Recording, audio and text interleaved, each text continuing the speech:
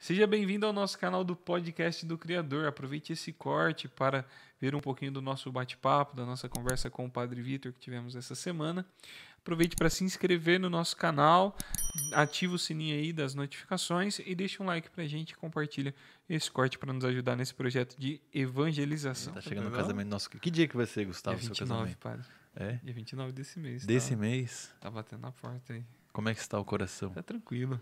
Tranquilo? Tá tranquilo. É? Ainda tá tranquilo. Agora começar a finalizar as coisas, organizar e... Mas Deus tá cuidando de tudo mesmo, né? Uhum.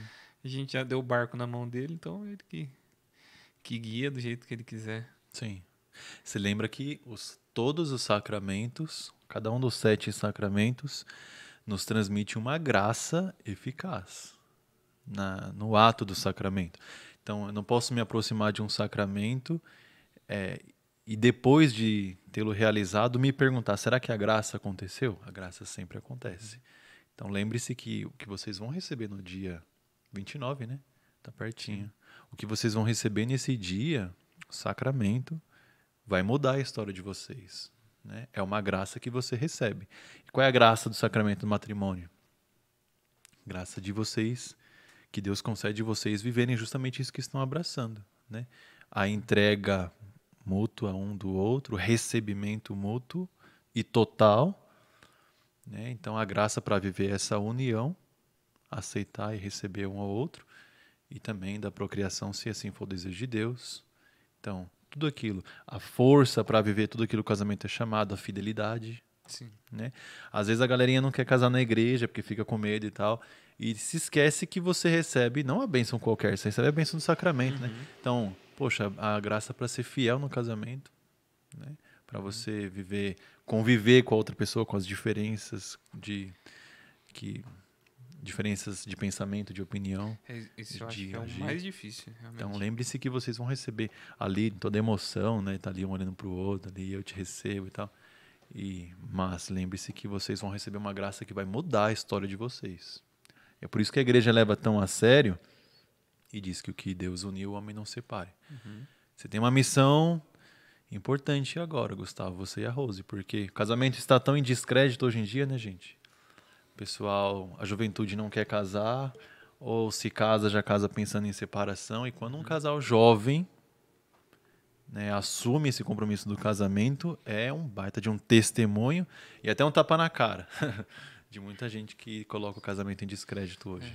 Eu lembro de uma vez que eu tava vendo algo sobre isso até, né, sobre essa questão do matrimônio visto hoje em dia, né? Porque as pessoas já entram assim, se não der certo, eu separo. Porque não existe ex-filho, mas existe ex-marido Putz. e tal, né? E tipo, claro que tem casos e casos, né, padre? Tipo assim, a gente vê casos onde eu mesmo já presenciei casos onde não dava para os dois continuarem, né? Sim. Seja porque um não queria esse um não estava se doando e se dedicando o quanto ele precisava, né? Ou porque o outro também não correspondia a tudo aquilo que era pedido. Sim. Mas no sentido do sacramento mesmo, do matrimônio, é pelo contrário. Não é um marido que um dia pode ir embora. São os filhos que um dia vão embora. E o marido vai ficar com você a vida inteira, até a morte. Exatamente, Um dia, depois que teve lá 3, 4, 5, 7, 8 filhos, os filhos crescem e seguem o seu rumo, criam as suas famílias, eles casam, O filho têm os vira próprios passarinho e quer filhos. voar. Exatamente. Um dia o filho vira passarinho e quer voar e ele vai. E quem vai ficar na ótica do matrimônio da igreja, de Deus, é o marido. Sim. É a esposa. São os dois que ficam. E daí que os nossos cursos de noivos procuram lembrar isso aos casais, né, aos noivos, que você está disposto a isso que você está abraçando, de receber uma pessoa de tal forma que você vai conviver com ela para o resto da sua vida, na alegria e na tristeza. Você vai ter coragem, a força, a disposição de viver com essa pessoa, o que quer que seja.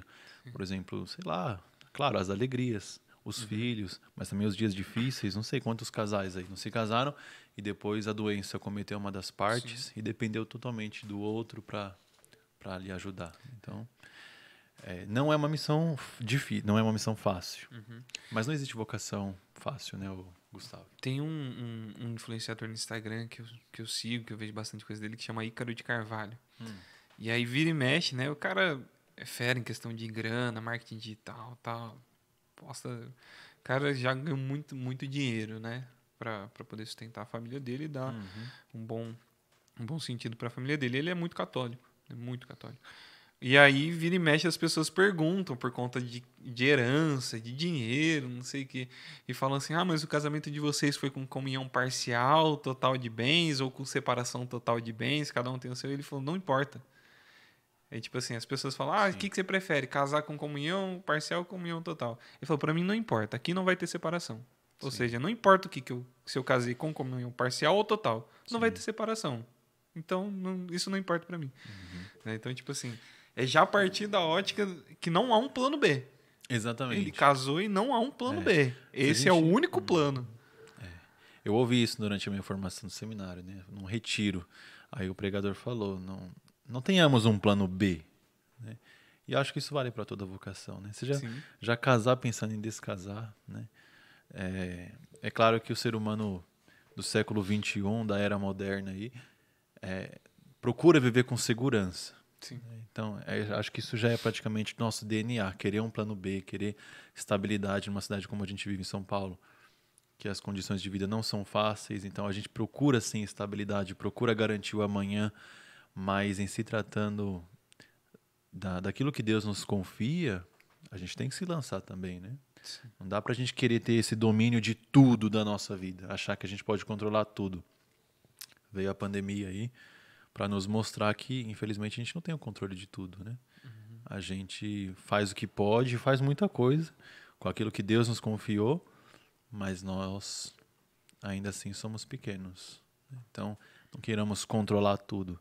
Senão a gente também não dá espaço para a ação de Deus, a ação do Espírito Santo, né, Gustavo?